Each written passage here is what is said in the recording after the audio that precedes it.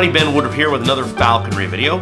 In this video I want to be reviewing an amazing product that Matt Mullenix has produced, and that is the Slip Management Concept Card. Now, Matt Mullenix is an incredible falconer and an amazing and prolific writer, but he has a gift for not only being a great falconer and a great writer, but for understanding, breaking down, and reducing the concepts and principles of effective falconry and game hawking to the most base essence form, and then sharing that in a way that any falconer can understand. Whether you've been practicing falconry for decades or you're brand new and just considering getting into it, he has produced the 4 Falconry Fundamentals book. He has a Facebook group. I'll have links to these down below. And he has amazing products that can really just help you visualize how to do falconry right. And this is an amazing product. So this is going over slip management. Now, slip management, when you're thinking about falconry and you're thinking, I'm just going to take a bird out, birds hunt, and it's just going to go hunt. Well, there are so many factors.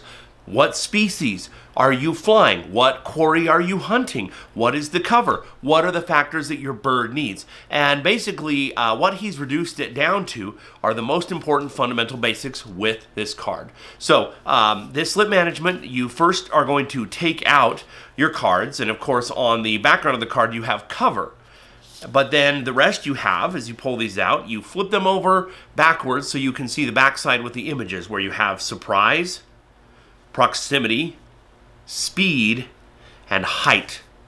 Now, if you're having a discussion on this, especially if you're new to this, take a look at these and say, what does it mean? What does it mean to have the element of surprise? Because that is very different for a kestrel being car hawked out a car window versus a goshawk in marsh grass that's 6 feet tall versus a peregrine falcon circling up above sagebrush. These are very different. Proximity. What does it mean to be close to your prey? Does it mean close horizontally, vertically? What does that mean? Why does that matter? And why is it very different depending on their species? There are some raptor species where the flight style, you don't want to be incredibly close when the flush happens. You want the prey to get up and get some height before a stoop happens. That's very different, where some other species, you want to be as absolutely close to the flush as possible. And why? Speed, of course, it goes without saying, and also height. For some hunting styles, having a lot of height is vital, and for some, it's actually a disadvantage. So take a look at all of those, then put the cards all back in to the main sleeve and space them out evenly so that you can see all of these different factors in slip management. You space them out evenly. Guess what? These things are almost never even. In real life, you're not going to have an even amount of cover and surprise and proximity. These aren't going to happen. And even if they are, it might not be to the advantage of your bird. So this makes a great way to visualize and have a discussion and really train your mind to understand how to approach and help set up these factors in the field. Because you as the falconer, really, you are supposed to be helping create these factors in the best alignment and in the right levels and proportions for your bird to have success. It's not, I am the falconer, I own a bird, and the bird, go hunt something for me. That's not how it works. You have to have an understanding of these. And again, this product will help you understand and orchestrate these components and these factors so that your bird will have success in the field. I'm sorry, but like in my area, I know areas that have 6-foot-tall sagebrush that's just wall to wall. It's like a forest. And they're filled with rabbits. I'd be an idiot to try to hunt a red-tailed hawk there. It's too tall, it's too dense, there's too much cover, even though there's prey availability. So you have to understand these principles. So for example, if you're going to have a peregrine falcon diving on a duck or a pheasant, then maybe you need that bird to have a lot of height and a lot of speed, but the proximity hardly matters at all, and same thing with the element of surprise. It's all about building up momentum.